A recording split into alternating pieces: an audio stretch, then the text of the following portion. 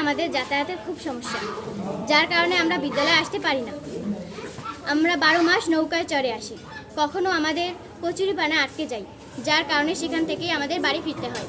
বিদ্যালয়ে উপস্থিত হতে পারি না। বন্যা, ঝড় বন্যার কবলেও আমাদের পড়তে হয়। কখনো তো নৌকা ডুবুরির ঘটনা ঘটে, আমাদের বই খাতা পানিতে ভেসে যায়।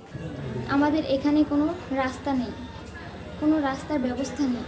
আমরা এখানে আমাদের স্কুলে আসতে অনেক কষ্ট হয়। প্রতিদিন নৌকো পাইয়ে যাই। আমার রোল 11, আমি প্রথম শ্রেণীতে পড়ি।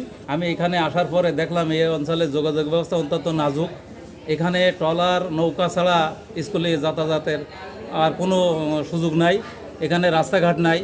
এই অঞ্চলে যখন মানে শীত মৌসুমে যখন কচুরিপানা প্রচুর খালে আটকে যায়, তখন ট্রলারেও যাতায়াতে অসম্ভব হয়ে যায়। বিদ্যালয়ে অনেক ক্ষেত্রে বন্ধ রাখা পড়ে, অনেক ক্ষেত্রে আমরা মাঝপথ থেকে ফিরে যাই, বিদ্যালয়ে আসতে পারি না। এখানে একটা প্রাইমারি স্কুল, একটা হাই স্কুল আছে।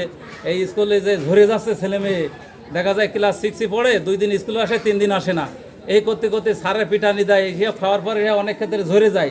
শেষ বেশ যখন ক্লাস 6-এ আমরা 100 জন স্টুডেন্ট ভর্তি করি, তখন 10-এ যেই পরীক্ষার্থী থেকে মোটে 4 জন, 5 জন, 10 জন, এর বেশি আর পাই না।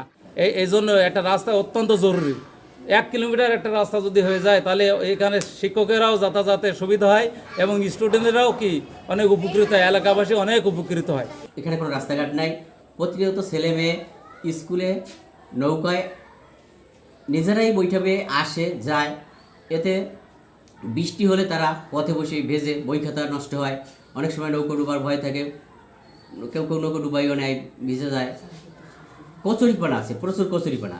যারা যখন আসতে শুরু করে অনেক সময় কচুরিতে আটকা পড়ে, তাদের আসতে খুব কষ্ট হয়। আমাদের যদি এখান থেকে একটা রাস্তা, সুন্দর একটা রাস্তার ব্যবস্থা হতো, যে আমার এখান থেকে আমাদের ইউনিয়ন পরিষদ হচ্ছে গাওখালির দিকে, গাওখালির ওখান থেকে যোগাযোগ হইলে আমরা ওইখানে উঠতে পারলে আমাদের নাজিরপুর উপজেলায় আমাদের যোগাযোগটা সুগম হইতো। এই অঞ্চলের মানুষের যাতায়াত যোগাযোগের জন্য আমরা খুব দ্রুতই তাদের রাস্তা যাতে যাতায়াতের সুবিধা হয়, সড়ক যাতায়াতের জন্য আমরা খুব দ্রুত পরিকল্পনা নিয়ে তাদের সড়ক যাতায়াতের ব্যবস্থা ইনশাল্লাহ করতে পারবো।